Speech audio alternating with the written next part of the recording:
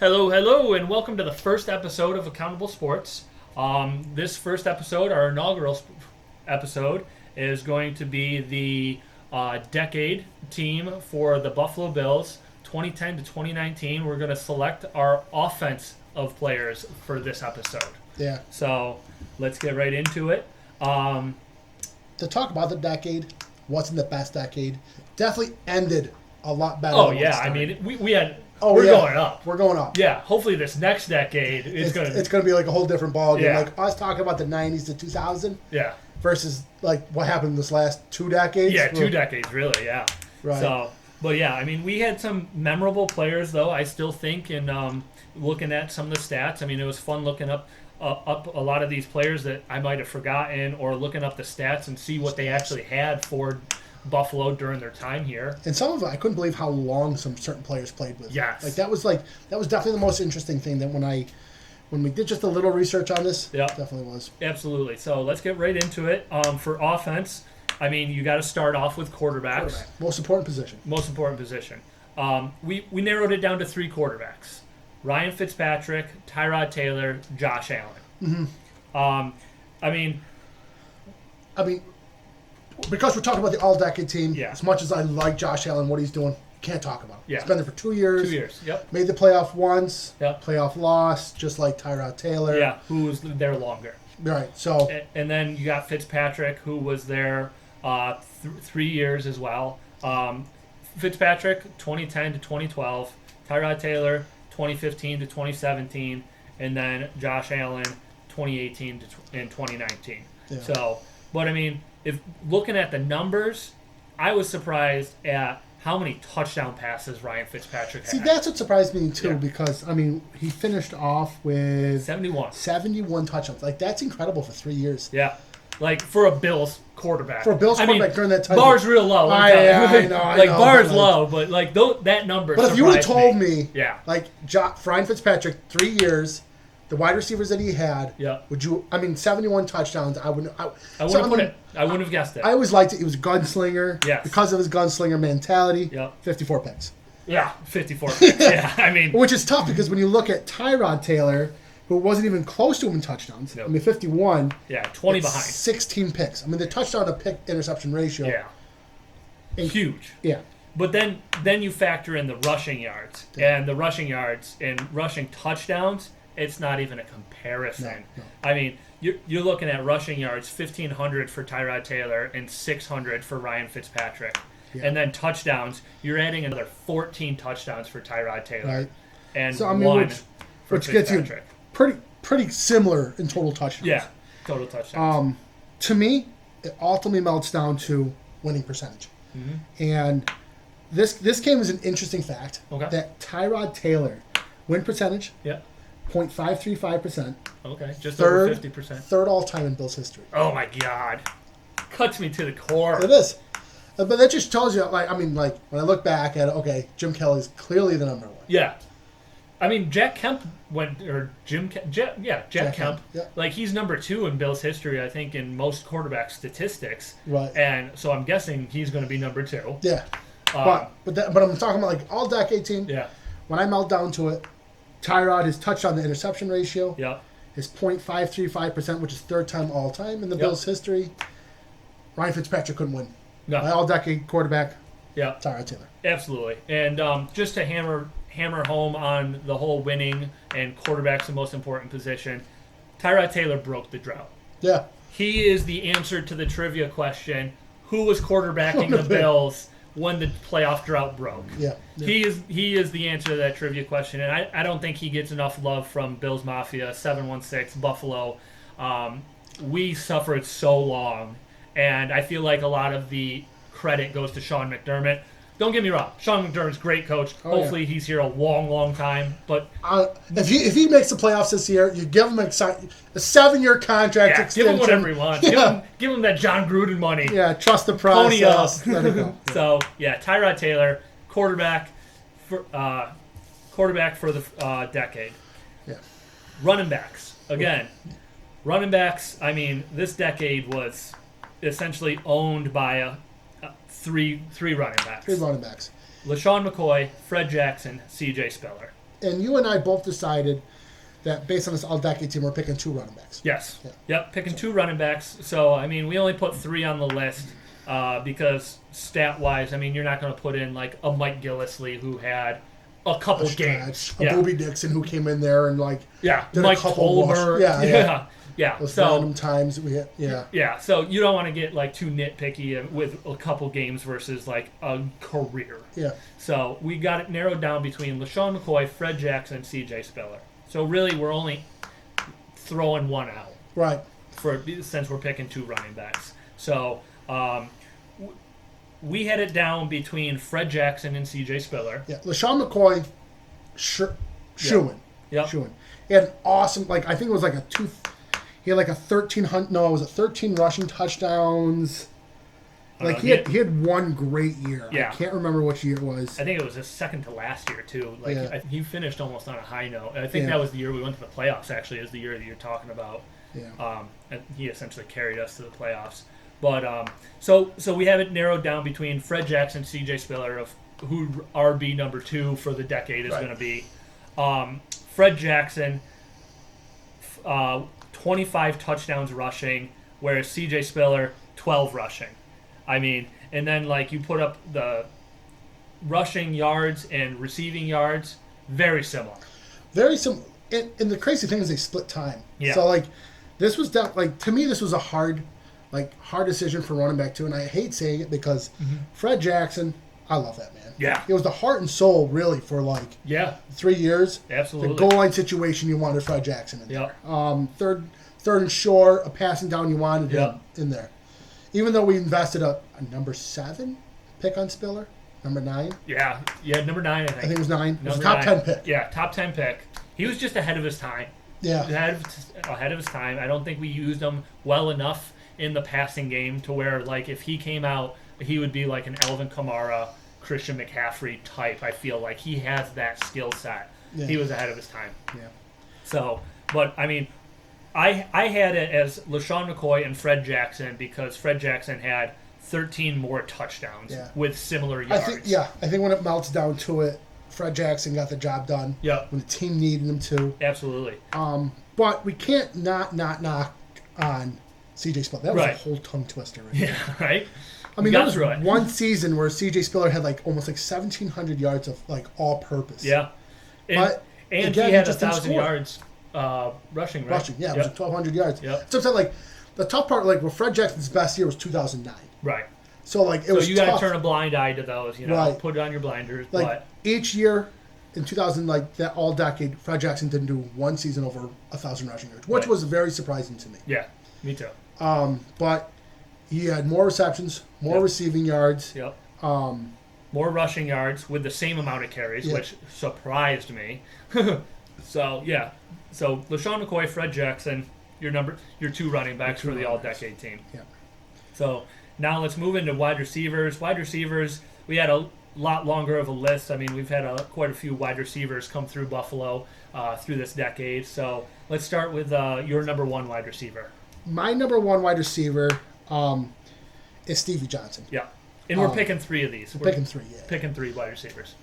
So. Stevie Johnson, definitely, probably my, like, when we grew up in high school, that was like our favorite player to watch. Yep.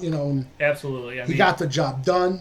He was a lower drafted player. Underrated player. Or undervalued player. Underrated player. During Darrelle Revis' heyday. Yeah. Shutting down Calvin Johnson, shutting down Randy Moss, shutting down Terrell Owens, shutting down Julio Jones. Whoever you want to put out there, he was doing his job. Yep. Except Stevie Johnson. Except Stevie, which is so weird. Yeah. Stevie was scrappy. Yeah. That's what I loved most about him. He was. And the thing that surprised me most, like, I heard this stat the one time when I was watching the game. I was like, no way. Yeah. But he's like the first player in Bills history to do back-to-back 1,000-yard season, and then did it again. Yeah, so he went 3 back consecutive to back seasons to back. Yep. with Ryan Fitzpatrick. Yes. I mean, this isn't like 3 consecutive seasons with Aaron Rodgers, Tom Brady. Yep. Like, this is with Ryan Fitzpatrick, who was Amish rifle. a journeyman. Yes. Yeah.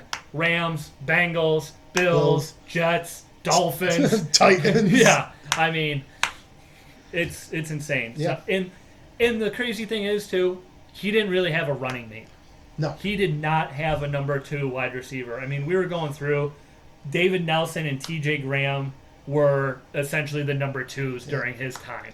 And really, David Nelson was just like a more athletic tight end. Yeah. Even though I did like him, I wanted more out of him. Yeah, he was a big slot. Yeah, is what they called it. Yeah. 6'4", lanky. I mean, running across the middle. Ryan Fitzpatrick was like, I see him. Right. So. Yeah. Steven Johnson. It's incredible what he did. Yeah. And he, not only that, he had like the most, that touchdown celebration. He lifted up that jersey. Most memorable The Bills Why So touchdowns. Serious. Yep. Love that touchdown celebration. Absolutely. Yeah. So, Stevie Johnson, number 1.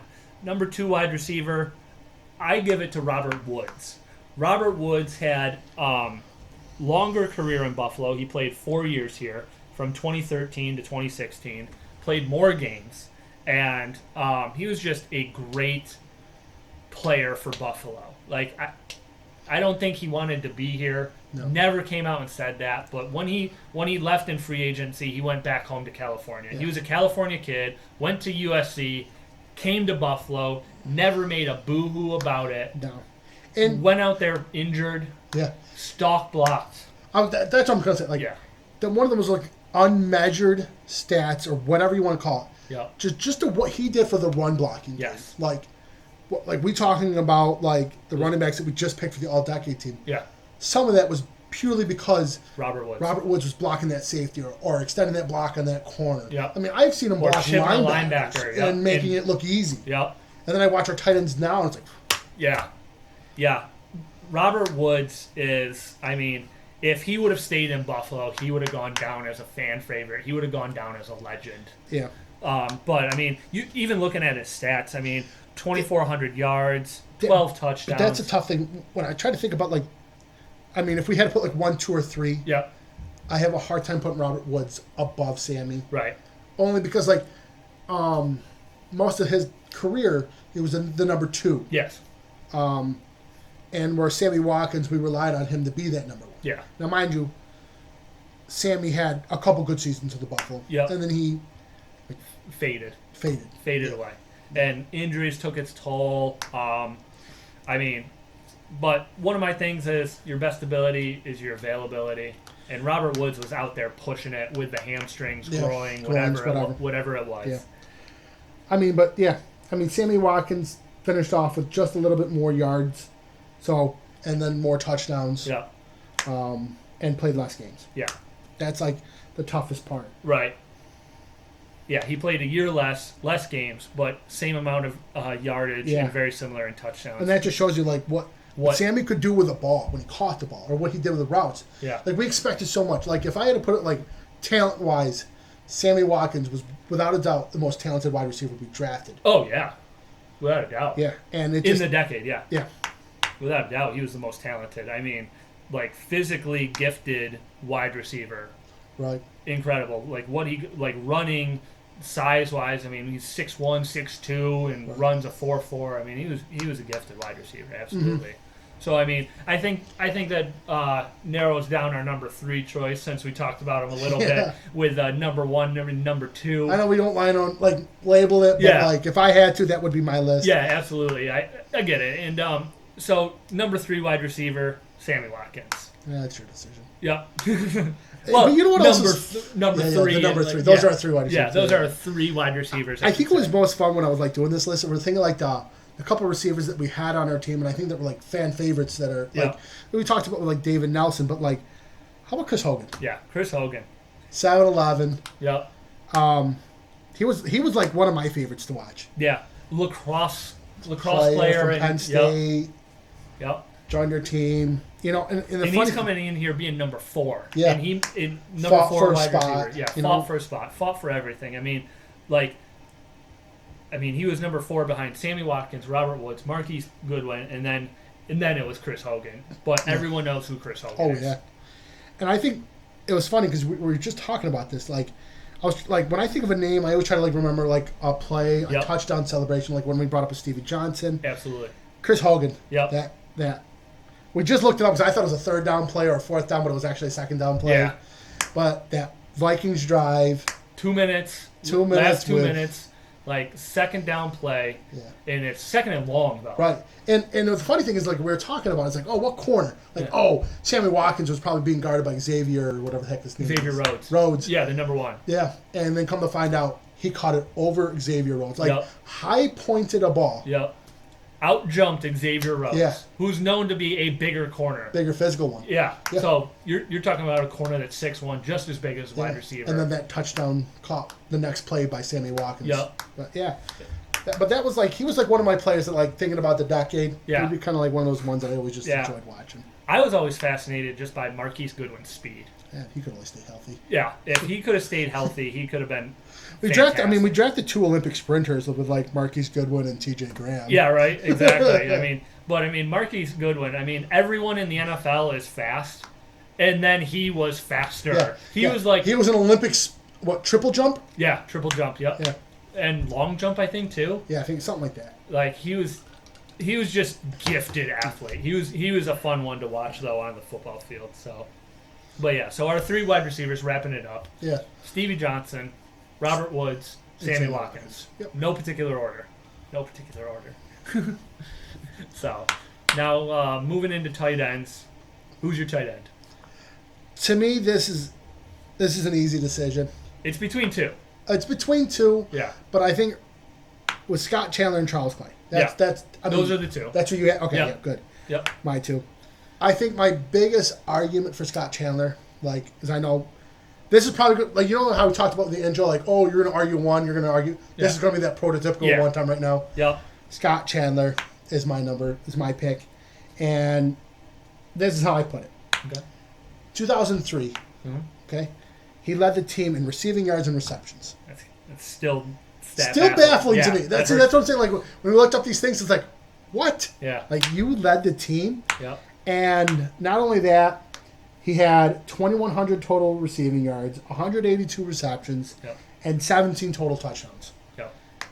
In like 5 years or 4 years he played for the Bills. Yeah. Played 5 years. 5 years. 5 years. I mean, so the touchdown, like, I know it's like, okay, a little over 3 touchdowns a year, which isn't like crazy, right? But I mean, like what we talked about, like this decade was not a good decade for offense. It wasn't a great decade. No. And the Bills as an organization have never valued the tight end position. Yeah. Until our recently. Best one is like Pete Metzelaar. Yeah. Yeah. And I think we only really know that name because he was a part of the teams that were good. Yeah. Right. I mean, the other tight ends we had were Jay Reersma. Was probably the most notable one after Mark that. Campbell, Robert Royal. I mean, none of these guys are jumping off the page. No. Now. They're just meh. Yeah. So, like I said, my thing for Scott Chandler. But the weird thing is, like, we're looking at it, and his game starts were like 35. And he played 65 games. Like, that's like the who started over him? Yeah, like that's what bothers me. Yeah. Like, I watched so many games. Yeah. Passing downs, rushing downs, like it was Scott he Chandler. was out there. Yeah. So like, I feel like they just messed that one up. Right. Yeah. But I mean, if you're going off of Pro Football Reference, which 99% of the people do, right? That's what you see. Yeah. It is what you see. So that, like, if I had a knock on him, that's my knock. Yeah. Yeah, absolutely. But like you said, that might be a error by somebody because I couldn't name you another starter during this decade other than Scott Chandler. Scott Chandler or Charles Clay. And then, so my argument for Charles Clay is he did more with better talent around him. So Charles Clay played in the same couple of years with Sammy Watkins, Robert Woods, Chris Hogan. They overlapped, and so he's the number 4-5 option, and he still had similar numbers to somebody who played a year longer. Right. So, like, that's always my thing is, like, he's the number 5 option and did those numbers, where Scott Chandler, when you look back on it, Scott Chandler was the number 2 or number 3 option. Like, looking at the stats, like, from our wide receivers outside of Stevie Johnson, it's pathetic. Oh, yeah, without doubt. It is not good. So Scott Chandler was number 2, number 3, maybe number 4, maybe number 4. But Charles Clay was 5. Yeah, but, you know, like, you and I preached about it, like, with the running backs. Yeah. the reason why we pick Fred Jackson over Spiller is because when a game comes down to it, who are the Bills trying to give the ball to? Yeah. Fred Jackson to score. When we got close to red zone situations, even though it was like 3 touchdowns a year, I mean, the guy had 9. Yeah. Right. In the 4 years, so I mean, you're at 2.2. Yeah. So you're 0.8 away from Scott Chandler's average. Led the team in receiving yards. Yeah. Led the team in receptions, more touchdowns. Yeah, no, this is going to be a good one for a fan vote. Yeah. You know? I'm down for that. Absolutely. We could start a poll like after this episode and see like post it on there. See who the fans choose for the tight end decade. Right. Tight end of the decade. Yeah. Scott Chandler, Charles Clay. Yeah, I'm down for that. Let us know, fans. Yeah, let us know. We'll post even throw some comments. Just let them know. Just tell Andrew that my IDs are better. Oh my God. Just let him know that. Thanks. No. So now we go into offensive line. Offensive line, we did 2 tackles and then 3 interior offensive line. So for a total of 5, obviously. Easiest one of the stalwarts of the decade, and it's not even close. He played 90% of the decade. Yeah, I was going to say most. Yeah. Eric Wood, center. Like, not really much to say. First round pick, lived up to it. Like, played in a lot of games, was a Pro Bowler a couple years. He'd still be playing if he could have been medically cleared, I think. Oh, yeah, I think so too. Like that was a shock. When I heard that on the radio, Eric Wood has to retire, not medically cleared because of a neck injury. That blindsided me. That came out of the blue. Oh, without a doubt. And, yeah. I mean, one of my favorites. I mean, when you see, this is how I tell you when an offensive lineman is a fan favorite is when an offensive lineman has jerseys being sold at like the spots you could buy jerseys. Yes. Like that's how you know a fan favorite. He did his job. Yep. Never got in trouble. Just did the right things. Yes. Yeah. You know? He's a role model. Yeah. He's a role model, a leadership guy, captain. Yeah. Like you can't say enough about the guy. Really can't. No, that's what I'm saying. Like, everything is positive and good about that player. Loved Buffalo. He's still in Buffalo. Yep. Still doing things in Buffalo. Yep. So often. Now let's go. Let's stick interior. Stick interior. Yeah. Okay. I mean, if I look at this like as an offensive line. Yeah. And let's view it as an offensive line. If you're going to pick an offensive line for the decade, easy center Eric Wood. Yeah. Let's go both guards. Let's go extend out. Yep. And I think you take both guards. I'll take both guards. Okay. Yeah.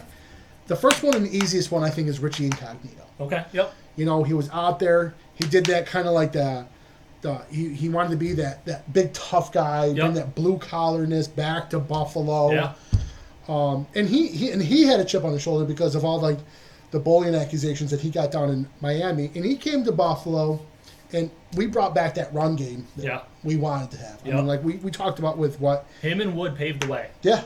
They worked out well. Yeah, and he's like. Richie Incognito is like one of the only ones that like went to the Pro Bowl as an offensive lineman for the Buffalo Bills. Yeah. Did his job. Came in with Rex Ryan. Yep. So he was an easy one for me. And I think the second guard was a tougher position for me to pick. It was. Because in my head, I thought it was Andy Levitre all day. Yep. And I still put it as Andy Levitre. Yeah. You and I watched enough games. We played sports well enough to know like who was a quality starter versus just being out there. Yeah, being available. Yeah, exactly. Yeah. And Andy Levitre came out there. I think he played 3 years in our thing. Yep, 3 years. 2010 to 2012. Yep. Played in 48 games. Yep. He gets my nod. I mean, like, I only know that even more because, like, Tennessee Titans? Was that the team that signed him up? Tennessee Titans, yeah. They gave him a huge contract. Yeah, they made him one of the highest paid guards. So, I mean... During a time period where they didn't really pay guards. Yeah. So, to put that into, like, quantifiable things, you know, you're not paying just a guy to put out there top guard money. That means he was worth something. Yeah, he was worth something. Like, yeah. And I liked him in Buffalo. Yeah, I mean, he was good. Yeah. He just did the right job. He was great pass blocker as a guard. Yeah. Did the job for running. I mean, we talk about, like, our best offense in this decade is our running backs. Yes. Like, when we're talking about our wide receiver, our top wide receiver does 26 receiving touchdowns. Yep. And then we have, like, running backs with McCoy and Jackson, who's done over 25 in rushing and in receiving touchdowns. Yeah. Like 5 or 6. Yep. But the one I want to kind of mention, and it surprised me, was Craig Urbick. Craig Urbick, yeah. And how long he played. Yeah. He played in 84 games. Yeah, that surprised me. And not only that, it's like, if a position needed to be filled, he just did it. Yep. Center, guard. Eric Wood went down, Craig Urbick moved to center. Yep. We need you at right guard this year. Okay, he goes to right guard. Yep. He just always did what the job of the coach told you to do. Brought his lunch pail. He was the lunch pail guy, as they say. Brought his lunch pail to work and did whatever he had to do to be on the team and to be available. Yeah. So, like, if we had to, like, pick, like, an honorable mention for, like, an offense, he's, like, one of those weird players that I would definitely just give nod to. Yep, and we're doing it right now. Yep. The All-Decade team. Yep. Yeah. So I'll take tackles. The easy one to me is Cordy Glenn. Cordy Glenn has played 6 years, 78 games played, 77 starts. He was your left tackle, second-round pick. I mean, I think he played guard in Georgia, and somebody in the Buffalo staff was like, this guy has the athletic ability at his size to kick out to tackle, and he did. And he played it at a high enough level to where he got an extension from Buffalo. Yep. I mean, he was not a top 10 tackle, I wouldn't say, during his time, but I mean, he was right there. He was number 12. He definitely had his, like, if you're going to sit there and say, like, oh, he went out and ran block very well. Yeah. Run block. Yeah. Yeah. If you're like doing Madden ratings, 92 run block. Yeah. You know. But then if you look at his pass block, what's the best? Well, we knew that when we drafted him. Yep. He was big, tall, a little slower on the feet. Yep. But he was a quality starter. Yes, quality starter. And I mean, the Bengals thought enough to swapping first-round picks for us to move up in our draft pick. Yeah. And wanted him to be their starter. Yeah. So I mean, Cordy Glenn is the one tackle, and then Deion Dawkins, the Snowman. The Snowman. So 3 years of the decade, 48 games played, 43 starts. I think we originally brought him in to play right tackle opposite of Cordy Glenn. Right. Cordy Glenn, unfortunately, has the foot issues. The foot or ankle. And Deion Dawkins then flips over to left tackle. Hasn't given it up since. No. Made us comfortable enough to trade our stalwart left tackle for a first-round pick, like you mentioned. And he's now protecting the blind side of the franchise quarterback who we invested a first-round pick. Not only a first-round pick, but traded up to.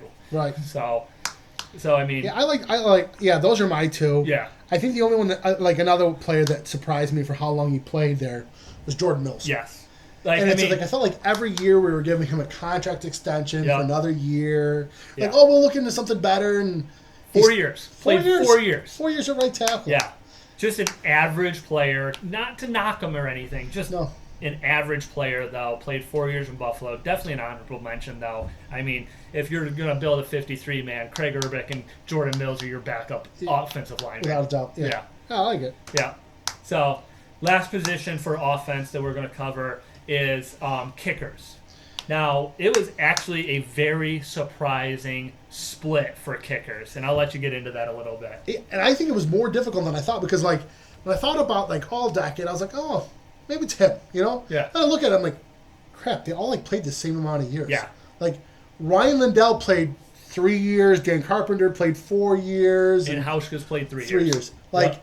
You couldn't get more split. No. Like Ryan, Ryan Lindell played obviously longer, right, prior to 2010, but in the decade, it was even split. Right. And we're just talking about the Buffalo Bills. I'm not talking about, like, Hauschka with the Seahawks or Dan Carpenter with the Dolphins. Yeah. Like, we're looking at what they did with the Buffalo Bills. Yep. And the more and more I keep looking at it, and I know, like, Ryan Lindell, he only missed, like, one extra point. You kicked from the 2-yard line. Yeah, his extra point was the chip shot. Yeah. They didn't move it back yet. And like he went 50 for 60 for field goals. Like, right. And I know before then he was even, and like Ryan Lindell from like 45 and in was pretty much automatic. Yeah, we never worried about it. No. But when he went 50 and higher, it's like he couldn't kick that ball. No. Being a Buffalo, we need that leg.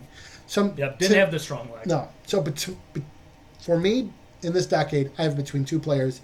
Dan Carpenter and Stephen Hauschka. Yeah, absolutely. I had it narrowed down to the two as well. Same. Yeah. And I picked Dan Carpenter. Okay. And I know Dan Carpenter's like last year really didn't really define what he did for the Bills for like the first 3 years. Yep. Because Dan Carpenter, like the first 3 years, from like 55 and in, it was like he was nailing them. Yeah. And we had an offense with Tyrod Taylor that threw for 51 touchdowns. Yeah. Like, yeah, a lot of our scoring came from field goals. Yeah, definitely. Yeah, I mean, you see it in the numbers with 126 attempts in the 4 years. Yeah, 109 made. Like Yeah. He didn't miss 20 field goals. I mean, he missed 5 field goals a year. Yep. Yeah, that's really good. Because Because 5 over a 16 game, I mean, that's less than 1 a game. Right. That's what I'm saying. Like, when I look at it, what Dan Carpenter did was amazing. Yeah. I wish he would have extended it, but because of it, we have Hauschka, and I really liked what Hauschka did. Yeah, I like what Hauschka did too. And so I give it to Stephen Hauschka personally, and this is my argument for it. So Stephen Hauschka has had to play his whole decade, or his whole career with Buffalo, with the extended extra point field goals. Yeah. And so with that being said, he's had to be a better kicker. Like this, since extending out the extra point, that has won the Buffalo just last year. Won us probably 3 games. Right. And let us make the playoffs at 10-6. And especially because he's probably he's probably had 87 extra point attempts, and has only missed 3 of them. Yeah, since it's been extended. I wonder how many Dan Carpenter did with right. Like if any of his extra points were that length, one that I know we could easily just Google search it, but I still feel like Dan Carpenter is his last year where the Bills had that extended field goal. I'm only hoping that because he went 137 for 149 for extra points. Yeah. So if you're missing it that close, yeah. But I think his last year he was definitely kicking it that extended distance. Right. So his extra misses would come during that year, and I think that's one of the reasons we moved on from. That's what I thought as well. Yeah. So it clearly wasn't his field goal attempts. No. That's really goddamn good. So, So I had it as Stephen Hauschka. You have it as Dan Carpenter. This is another one. We're going to leave it up to the vote of the people. Yeah. So I'm down for that. So we're going to have 2 polls. Tight end poll. Let us know who your tight end of the decade is. And kickers. Let us know who your kicker of the decade is. But let's run through it again. Yeah. Do a little summary. Little summary. Buffalo Bills all-decade team, 2010 to 2019. Just the offense. Just the offense. Yep. Tyrod Taylor, LaShawn McCoy, Fred Jackson, Stevie Johnson, Sammy Watkins, Robert Woods. You have Scott Chandler. I have Charles Clay. Yep. Cordy Glenn, Deion Dawkins at tackles, Eric Wood at center, Andy Levitri, Richie Incognito at guards, and then you have Dan Carpenter. I have Stephen Hauschka as kickers. So that's good. Yeah. And we just got done talking the offense. Our next episode is going to be about the defense. Yep. So look for that. Yep. Episode 2, defense, 2010 to 2019, all-decade team. There's going to be some surprises in there of who we pick for our decade. Just to give you a little preview, it's 4 defensive line, 2 linebackers, and then 3 corners, 2 safeties, and a punter. So and comment. Yeah, comment, share, like. Turn on the notification so YouTube lets you know when we drop a video. Yep. Again, Accountable Sports Talk on Facebook, AS Talk Show on Twitter, Accountable Sports on YouTube, accountable sports at yahoo.com. Thank you.